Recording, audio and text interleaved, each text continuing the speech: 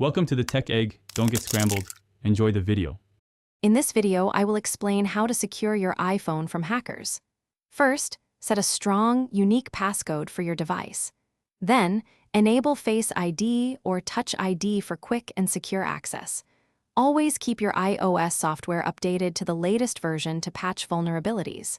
Finally, regularly review app permissions to protect your privacy and data. Next, let's focus on your Apple ID and privacy. Make sure to enable two-factor authentication for your Apple ID.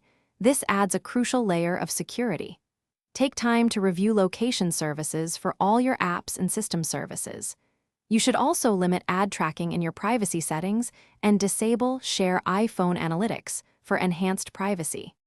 When it comes to apps and networks, always download applications only from the official App Store. Be very cautious when using public Wi-Fi networks. Consider using a VPN for added security. Never click on suspicious links found in messages or emails. Also, regularly check for any unwanted profiles in your device management settings.